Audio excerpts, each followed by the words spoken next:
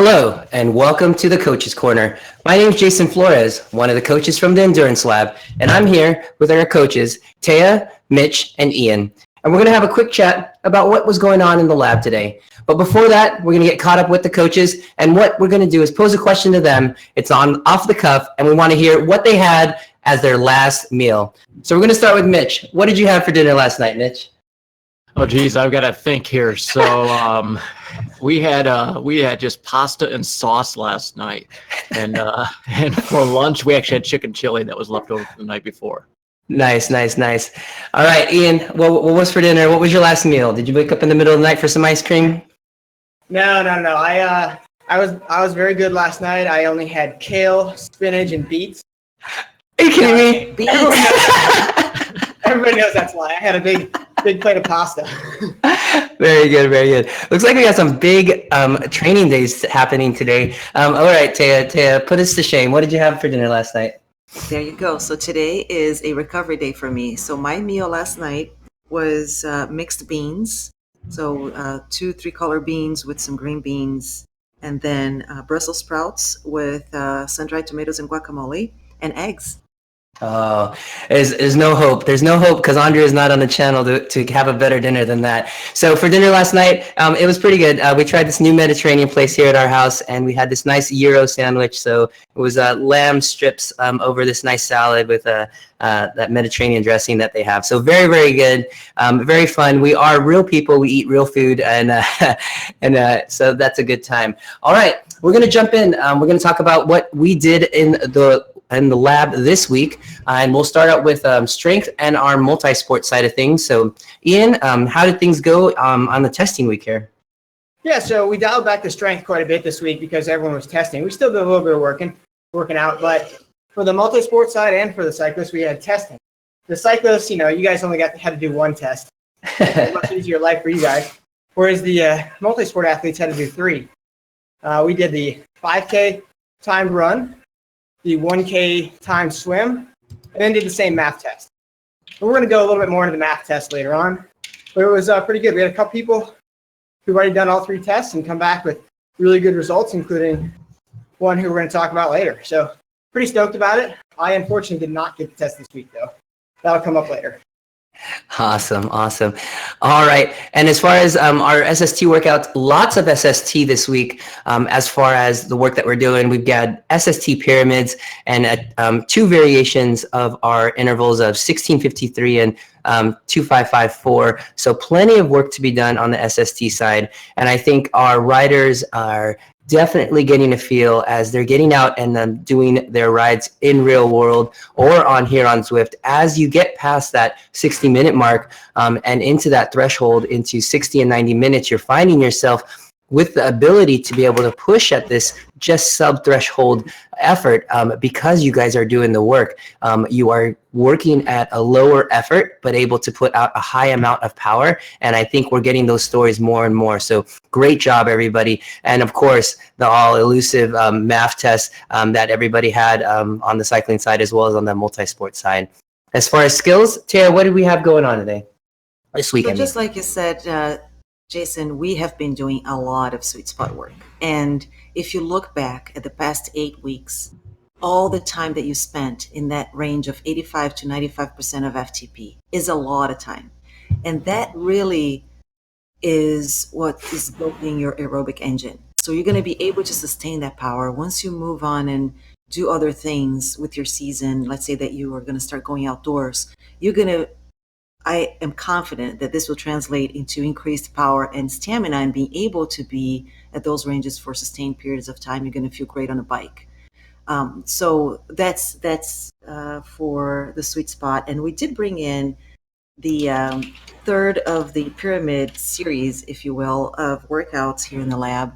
This one, shorter intervals, 30 seconds, going all the way up to 105% to 110.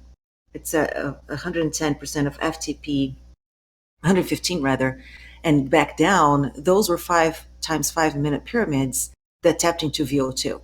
So waking up that system, and we'll talk a little bit more about VO2 here later. But that one was a pretty challenging workout, almost as challenging as the VO2 555 that we had last week. Yeah, definitely challenging. As we start to wake up these VO2 engines or this max aerobic engines of our riders, I think we're definitely going to see some gains. A lot of times people just jump into these very high-end intervals earlier in their seasons, and they find they get those short-term gains. But since we've spent so much time working kind of on this base of 16 weeks of SST or sub-threshold work, I think people are going to get very different gains this year that have been following us in the lab. So looking forward to that. So a super hot topic as we jump into the hot topics of the lab. I'm actually going to jump to Ian, and just as controversial and exciting as it was in the first week, it's just as exciting in the 8th week. We're going to be talking about the max aerobic function. So we're going to throw it over to Ian. Lots of highlighted topics here in our notes. So tell us, Ian, how did everybody do this time around?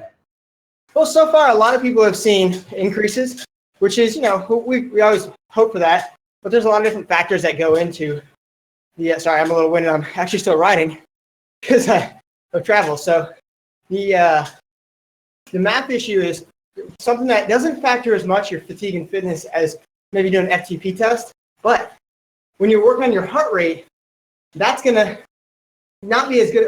It's going to be a harder indicator to follow, because if you're tired and stressed and dehydrated, your heart rate's going to be naturally elevated. So you may not be pushing what you feel, but your heart rate's giving you a different indication. So some people who saw that they didn't get the results they wanted or didn't get as big of an improvement may have to look at what they did for their recovery, their hydration, their sleep, for example. Because if you think about it, kicking up 2 or 3 beats per minute, that's going to take you out a few watts.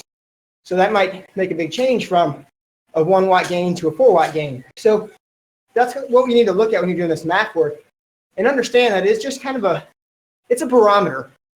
It's a brief measurement in time. So don't look at it as if I only got a little bit of gain, that means I didn't get any more fit. Any change in that dynamic of what you can push at that power or that heart rate number means that it's a pretty significant aerobic gain and aerobic capacity. Now, some people, 1 or 2 people actually dropped down, but I think if we look back at what they did in the original test, we'd see that they were initially focusing on their power and not focusing on their heart rate. I think we'll see numbers that are a little bit different if you did the actual looking in depth into the workout. Yeah, as we've talked about before, heart rate is definitely a variable that we don't typically use, but this MAF test that we've designed is a great, like Ian said, a great barometer, a great test to come back to.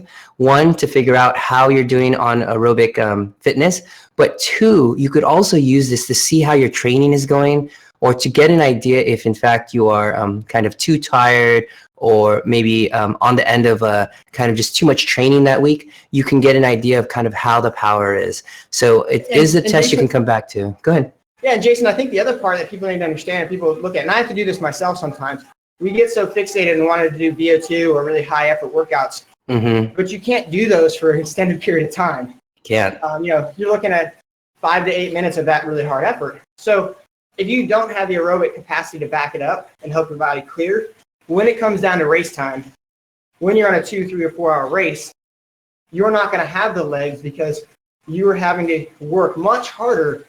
Even though the pace was slower, over time your effort was a lot harder, because you just didn't have that capacity to clear and just ride at that steady, really a tempo pace. Right. And this is very similar to what we've kind of referred to as kind of the floor, or that just high tempo range that you are essentially trying to recover at. And so there have been some questions in the lab about what are the increments of gain, or what are the expected gains or changes. And so if in fact you were rested very similarly from the first test, you're looking at a single digit, anywhere from 3 to 8 watts difference, possibly over 8 weeks. But if in fact you're coming in tired, even coming back from sickness, this number can go down. And that's normal. It can come back. And just like we've said before, the FTP number that we're using, it does fluctuate from week to week, depending on what's going on. So all these numbers, in fact, if we looked at them every week, would actually be fluctuating. So just like FTP, it's a number that we use just as a marker in order for us to get in the ballpark. MAF is a test that you can use to go back to get a gauge of kind of how your aerobic training is going.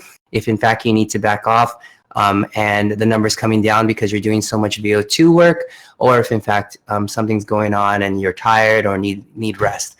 One last comment on that, Jason. You just hit a really key point. We had a lot of people in the lab who got sick around week 5. Yep. And they didn't really recover until week 6. But I want to stress the point of, if you're a week or two off of being sick, you're probably not really recovered unless you were just down for a day. But if you were down for a 3 or 4 day stint, like a lot of people were with the flu this year, it takes a good week to 2, sometimes more, to fully recover. No, I totally agree with that.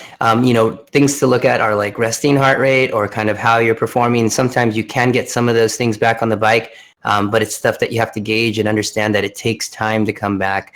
And again, it's one of those roles that we play as a coach to let riders know, hey, it may not be time. You need to keep efforts. If in fact you are on the bike, we need to keep them low.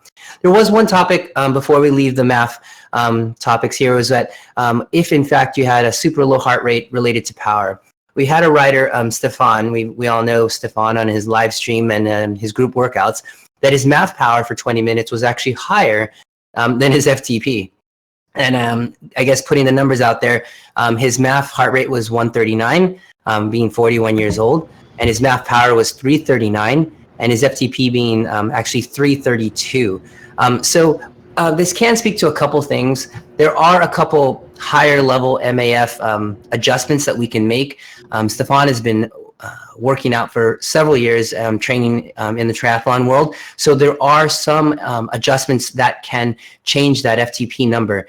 That MAF number. So in fact, MAF should be a very moderate pace, meaning you should be at conversation, you should be able to carry that on. And so if in fact, I'll drop it into the now that we do know a little bit more about MAF, I will drop it into the forum. There are some different ones for if you've been training for several years, if you're coming back from different things, if you take different medications. So there are some adjustments versus the straightforward 180 minus your age. And I think that's the situation that we have found with some riders.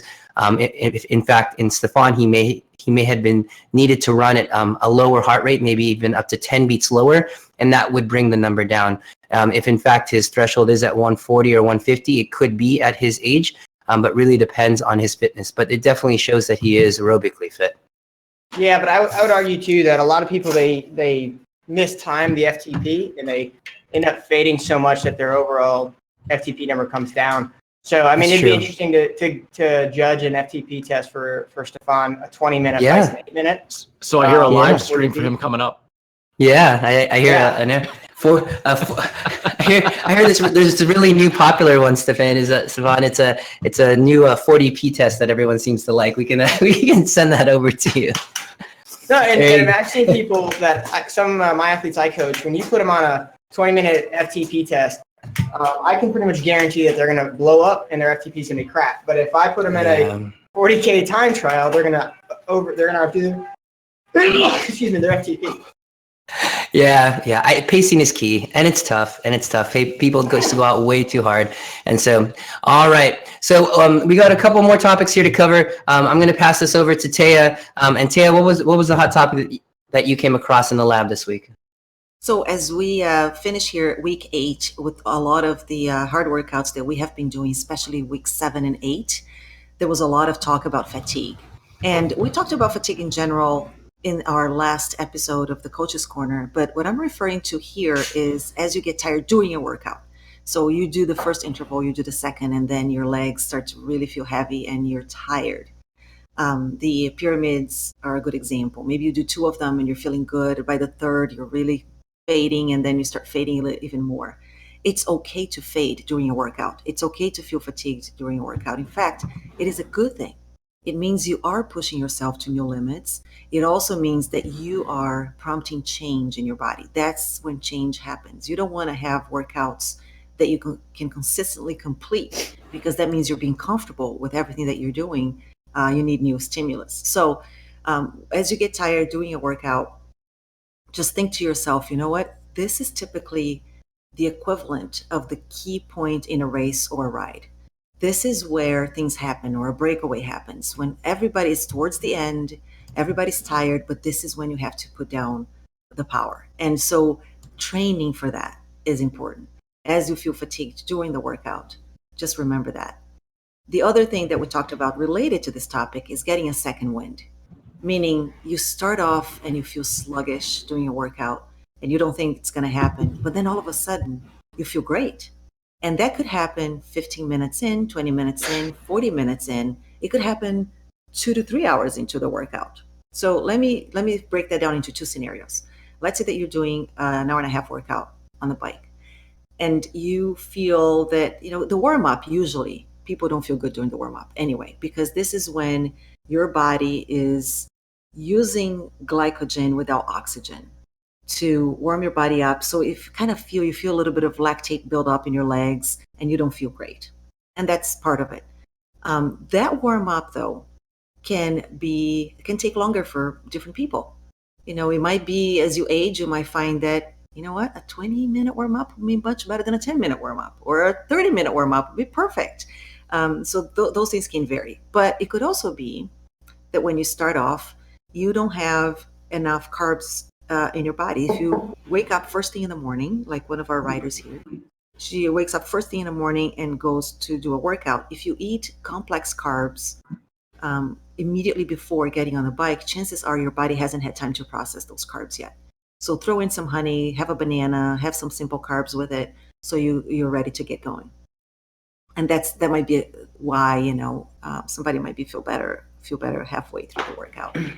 Now, the second wind itself, too, as I think runners refer to, is a true second wind is when you are well within a long event, and it could be an hour and a half, 2 hours in, and all of a sudden, it just seems like something goes off, and you're completely fresh, as if you haven't even done any work. That is a little bit harder to explain, and it's also harder to predict when that's going to happen. I've had that happen just a handful of times in my history of doing long events, where I felt better all of a sudden 3 hours in, and as if I had just started. So can we start going now? So just a couple of things there for you to think about. Yeah, and I think some of that though is mental, because I know it doesn't have to be a long race, because I've had it in 5Ks, 10Ks, or even doing a mile, where at some point in the middle you just kind of go through a low phase, and then you start kind of doubting whether you're going to be able to do it or whether you can hold it. And then for me, at least, as soon as I smell blood in the water as far as my competition, like I might be able to take them out, I'll get that second win if I think I can do them in. And all of a sudden I feel great. So for me, it's a lot of that's a mental thing. And I've had it in iron distance races where, at about mile 15 or 16, I kind of feel like I would hope a car veers onto the course and just runs me down. And then by mile 18 or 19, all of a sudden I start to come around. So some of that's mental, some of it's actually just an influx of food and calories that all of a sudden your body responds to. So yeah, I think there's a couple different things that work there, and it just really depends on where you are. And it's sometimes it's awesome, and sometimes it doesn't happen. Yeah, that makes sense. That's a good point, Ian. Yeah, and then speaking to the nutrition side of things, definitely trying different things in the morning, and on the more simple side can be more useful. Getting something pretty complex in can be difficult for riders that have come to the pain cave here at my house when we do training for FTP and things like that for testing. A lot of times I will actually have riders do something simple as like 2 tablespoons of maple syrup to just get that blood sugar going. So simple stuff like Taya mentioned, like honey and things like that. And also getting some other things in, depending on how long your workout is, could be very, very useful, especially at that beginning part of the workout. Right, some protein. Agree. Exactly. Just depending on how long you're planning on going. Yeah. And one last point that I'll bring in here, as we talk about, the MAF test, and as we talk about working hard and getting fatigued and recovering, etc. a lot of our riders have been commenting on the forum. They're feeling stronger, that they go out for an event or a ride, or they go skiing or whatever they go do, that they feel, they can tell that they're getting stronger. They can tell, they can feel the effects of the training and the positive effects of their training. And maybe in ways that aren't strictly measurable per se, in terms of, oh, you're not measuring watts to compare, but you can tell. And this is where really it counts, because the concept of more power is a little bit misleading, right? What are you Yeah. going to do with more power? You just have more power, more power, more power, but then what? It really comes down to, what can you do with it? How do you use it when you're out there? So great feedback from our riders here. Yeah. How many times has a rider come to us and be like, I want an FTP of XXX, and then the question comes back, goes, why? We're like, well, because the other riders in my group have an FTP or watts per kilogram of XXX. And then the conversation has to happen of, you need to be able to use that amount. Your number doesn't need to be that, but in fact, if you're able to use that properly, I think you can reach your goals. So I think that's important to understand, is how you use your FTP, how you use those watts per kilogram, and I think that could be very, very useful. Really quick, I've got one last thing about fading. I did do a quick exercise with one of our riders, I believe it was Dean, where I broke down each of his efforts during his VO2 max from last week. We got a chance to look at his results and got an idea if in fact he was fading or if he was right where he needed to be. So we were looking at the averages over the 5 workouts, over the 5 intervals. And we were able to see kind of how much that percentage was. And it was kind of right in the sweet spot, where the first one was really good, second one was right on, third one was starting to fade, and fourth and fifth were definitely kind of right on that borderline. What that allows us to do is let us know, or let a rider know, that he's right where he needs to be. On the flip side of that, in fact, if let's say he was right on point for all 5 of them, it may let us know that, or the rider know, that he may need to reevaluate that number, or may need to kind of bump that number up for next time. We do expect you to decrease in the amount of kind of average wattage for those intervals, especially on a very challenging workout like the 555 that we were kind of looking at. Yeah, and the other part with that, Jason, that's really important is for folks who race, those 5-minute VO2 intervals and 3 and 4 minutes are actually fantastic, because if you know what you can hold for 5 minutes, 5 times with recovery, you know what you can throw out as far as attacks go. And it's something we covered in skills and drills this week. If you know what you can do, then you have a little bit less uncertainty in your race plan, because no one else knows what you can do. So if you know, I can respond for 5 minutes at this power or 2 minutes at this power and do it repeatedly, then you can attack people or respond to attacks at will, or not, because of the effort that you're doing. And you fall on that floor that you have been training so hard at in your sweet spot and Exactly. range. Exactly. And yes, having these ranges that you know to use. So I saw a couple of other notes here, Ian, about race specificity. Was there anything else you wanted to bring of math versus VO2 kind of workouts, or did you get a chance to kind of hit those points when we talked about math there at the beginning? I'm sorry, say that again. I had an internet drop. No worries. No, between there was a couple notes of math between VO2 workouts, like which one was better. Was there anything else we wanted to bring back to everybody here in the lab? Yeah, real quick on that one is that it's very simple. It was a simple question in the lab. That there was a question about, should you do more math work or more VO2 SST work? If you do more math, or that tempo, are you going to get stronger? And the answer is yes and no. As we've talked about quite a bit with our math and VO2 work, there's a different reason to do each one of them. And obviously, as you're building up, you got to do more of that tempo work to develop that aerobic engine. But if you don't do enough of the VO2 and SST, then you don't develop that top end, and you don't develop that ability to clear the legs. So it's not one or the other. It's both, and it's just a matter of measuring it out based on where you are in your schedule, if you're planning your races, to determine how much you want to do of each. Yeah, I think that's definitely a good point. With the MAF work, it goes along hand with kind of a lot of zone 2 work, and we don't do a whole lot of it just because we are because of the amount of time that our riders have. So the SST kind of zone really kind of fills that space, and then oppositely would be to get rest, or if you do have extra time, we would fill it with the zone 2. All right. Let's see. Anything on race prep for multisport? Ian, I see a comment there. Yeah. So as we start moving into the multisport, the race prep labs, or the 12-week multisport lab that we've coming up, it's really important that everyone really manages the load on their body. As you start picking up your swim, you have to keep an eye on the form, because if your form goes away in the swim and you're still trying to push, you start doing weird compensation things that are going to lead to potentially shoulder problems or wrist problems, neck issues. So really keep an eye on that form, and always understand it's better to slow it down and get better form than it is to try and go fast and longer with garbage form. And if you really want to get an eye of what you should look like when you swim, right now I would say tune into the NCAA Women's Swimming Championships and watch anything that Katie Ledecky does, because she has near perfect form, demonstrated when she won the 500 last night, I believe, by a length. Wow. She's amazing. Wow. Yeah. She's a freak.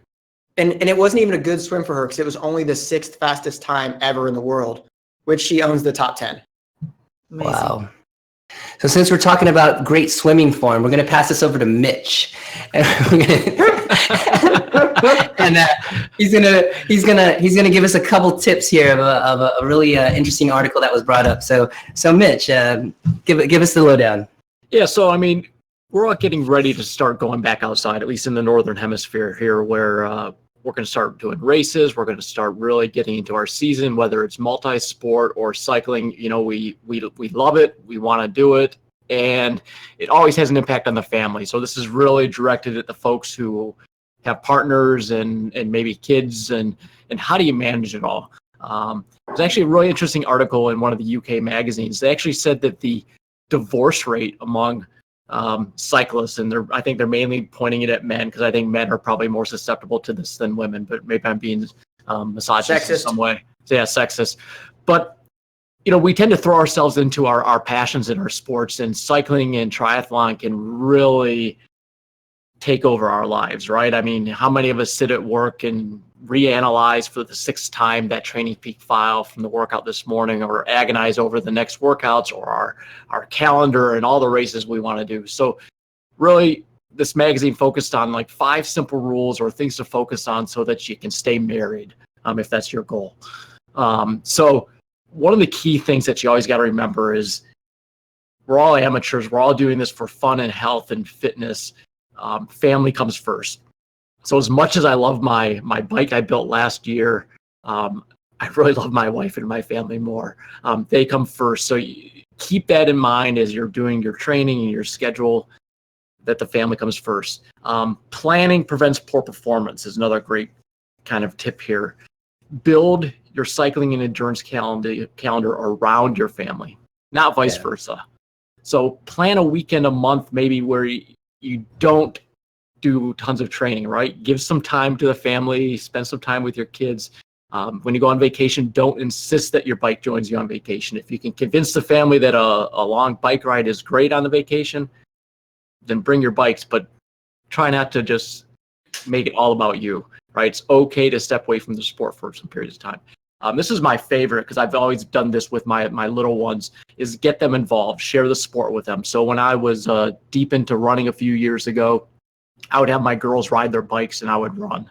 I've got my young one right now. I have her ride with me on more casual rides, or I used to have this thing that I think Jason bought a week ago called a Weehoo, and she would pedal behind me. It was like a tow behind, and we would see how fast we could go and try to take Strava segments on my mountain bike with her in the Weehoo. And it was always a blast. She had a lot of fun. My wife would have been crazy if she saw how fast we were going, but you know what? Get them involved, have fun with them, find ways to get them doing it with you. This one's a tough one. Set a budget. Don't hide expenses from your partner. Agree on a budget and stick to it. So far, I fundamentally disagree with everything you're saying. and I'm not even saying I'm really good on this one here. This is the hardest one, I think. We know our sport can be expensive, but try to get everyone to understand what you're spending and agree on a budget and stick to it.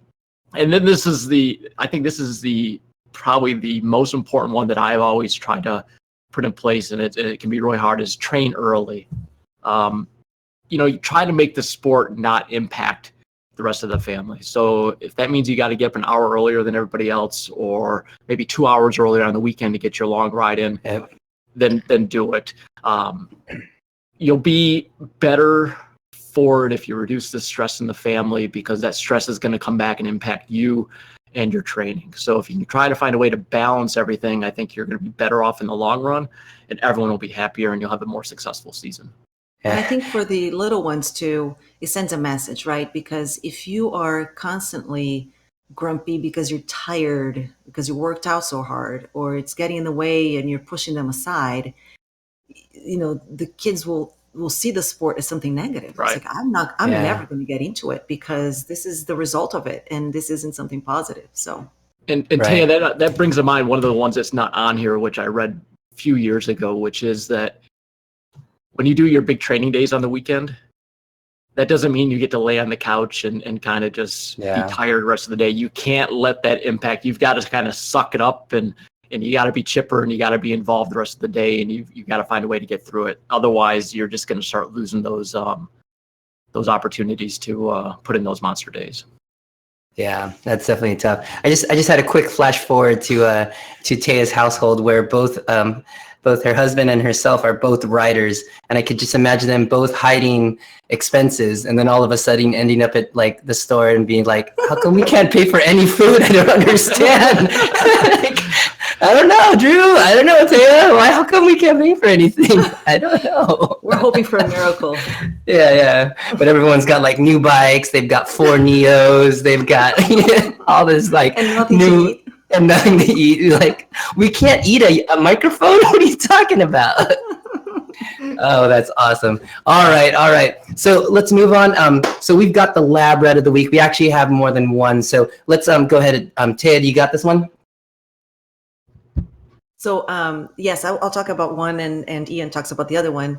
Want to give a big shout out to Jackie. Jackie, she did her math test, and she had an improvement of 36 watts over the same heart rate through the course of the lab. Huge. But really, there's more to it than just those 36 watts. What Jackie has accomplished here is she went from she had stepped out of her training because of a lot of things that were going on in her life. And so she had done one of the women's labs last year, and then she wasn't able to train for a long period of time. And she was very reluctant to come back and jump into a lab because she wasn't sure whether she was going to be able to do all the workouts, but also that she was in a good enough shape to do it. But she took the chance anyway. We talked about it quite a bit before she joined, and we made adjustments along the way. And so even though she did not complete every single workout in the lab, she did the best that she could. And that for her was enough to show that big improvement in fitness. So Jackie, way to go. No, that's amazing. And I think we have we have 2 things we call people who complete every workout in the lab. They're called liars or Seth. Seth, I love it. Because they're the only people I know who claim they get everything in. Maybe Dean too. Yeah. But, We definitely have a couple. I guess in school we used to call them gunners, where like they didn't ever miss any class, any lab. They did really well in everything, and like every box was always checked. But yeah, we have some really great riders. Go ahead, Ian. Yeah. So from the multi-sport side, we have Tina, who not only had improvements in her math work and the work she did on the cycling side, but monster improvements across the board in the swimming and run. And then to top it off, she said, you know what? I was going to go easy this weekend before we do testing in the lab, but I'm going to run a half marathon instead. Nice. And and she knocked off a minute from her previous year's time, which she was pretty trained up for. Yeah, a minute. And she was just kind of pacing herself, holding back a little bit. So I mean, she's already done huge improvement.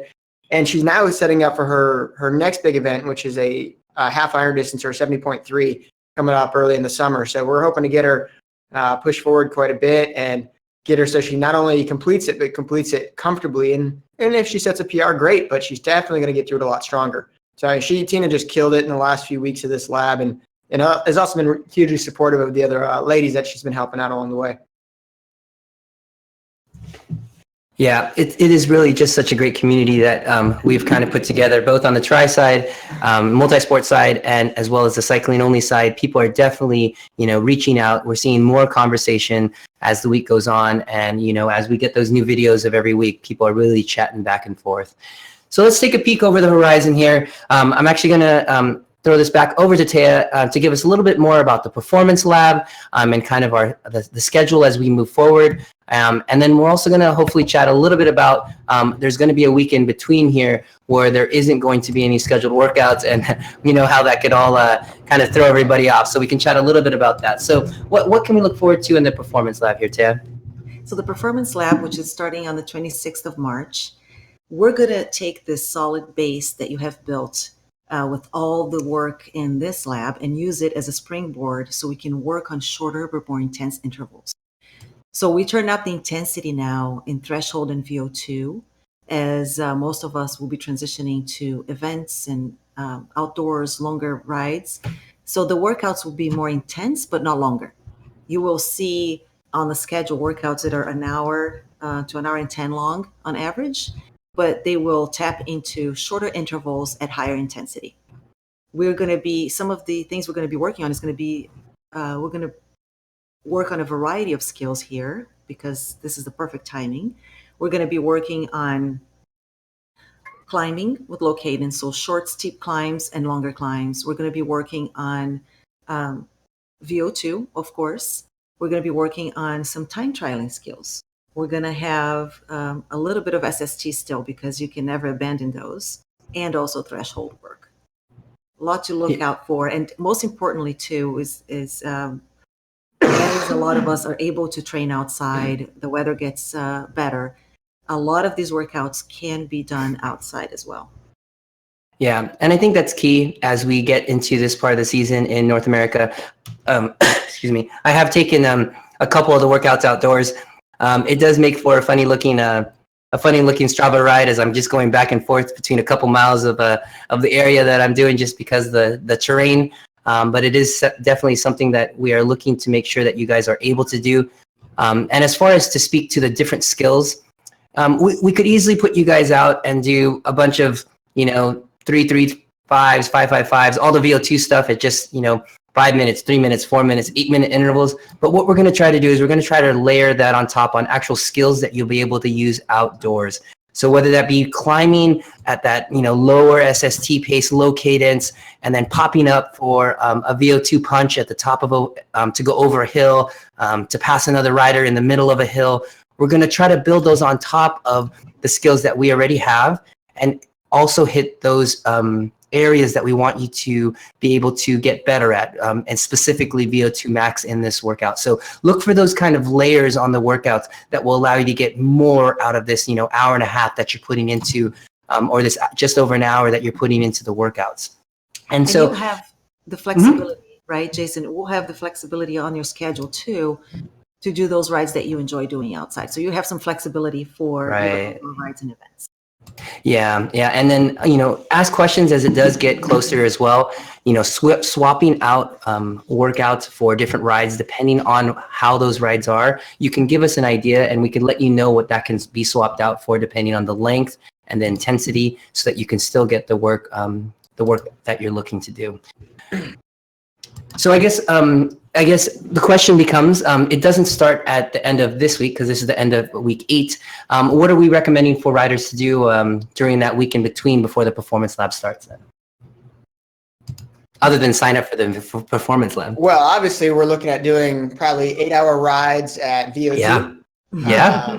The whole way. Now, this is the fun part of, we didn't have a really, really hard week to close this out because we were doing some testing, but we still had a hard week. It just wasn't a crazy monster week. So the fun thing is, I would say this week is we can have, if you missed a little bit of racing and you want to get back on and do a race or two, that's okay this week, but try not to overcook yourself. So let's throw in there a little bit of some surging. So if you don't want to race, you just want to get in and do a ride, maybe don't do a structured ride. Get on Zwift or go outside and pick something where you're going to say, I'm going to put in a really hard effort from here to the light pole, or on the front side of the climb, or I'm going to just go for green jerseys and see what sprint I can get. I'm going to see what I can hold for a minute, a couple things like that to try and have some fun and get your brain back active and into it. So you're not just chasing numbers on the screen. That's one of the things I plan on doing when I'm taking my non-traditional weeks, or I would call my transition weeks. Yeah. I think it's definitely important. You know, the mental side of things is really, really important. Giving yourself a chance to get off of structure. But after 8 or 16 weeks of having complete structure, sometimes you look at the schedule and be like, oh my gosh, what am I supposed to do? So, but yeah, take a little bit of intensity out. Think if you actually need some sort of metric, think about how many hours you spend kind of on the bike doing work. Cut that down anywhere from 50 to 60%. That'll give you your number that you want to hit hours-wise, possibly. Maybe cut out a long ride the weekend before. That way you come in fresh to the first week of the performance lab. I think those riders who have enjoyed the lab thus far, the performance lab is going to be great. And if you liked the base lab, you like all the ones before, tell a friend, bring them in the lab. You know, a lot of times people are like, this is great. I don't want to tell anyone because I'm getting faster than everyone. So, but in fact, as a group, it's definitely more fun. And as you spread the word of how you're getting faster and the amount of structured work you're doing, or maybe even less work. We typically find that you're doing less but more focused work, but you're able to get the fitness in. You know, bring those people in. It's a great time, and even jumping in at this time could be very useful for a lot of riders just because of the time of the year. Definitely. All right. So it looks like we've got all of our topics through today. We've had a really exciting. One last thing, Jason. Sure, let's do it. Yeah. So we briefly covered it, but Mitch and I are going to be putting out. That's right. Starting Saturday for those who are doing the tri-season this year. The long course and the short course plans. They're going to be 12 weeks.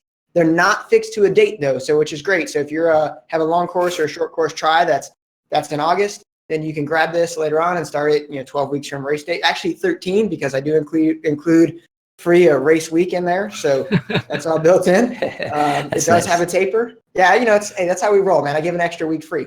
There you go. It does have a taper in there, so you don't have to worry about planning your taper, and it's got your race week planned out for you. So all of that's built in there. And if you get it and it doesn't fit exactly because maybe you're a lot faster or maybe you're not quite as strong and your running isn't your suit or something isn't your suit, we can help you tweak it a little bit here and there to make it fit exactly what you want. So if you're a run walker or you're still really weak in the pool, we can give you some different workouts that'll help you get better in the pool. But so take a look at that. I think we've got a really good program. It's modeled off of some of the ones I've used for very successful races in St. Croix and in Worlds and leading up to in Miami Man. So that's kind of how I modeled it. So I know the plan works. We just got to tweak it for individuals as needed. But I think everyone will really like this plan a lot. And I know Mitch has got some good work put into the short course version too.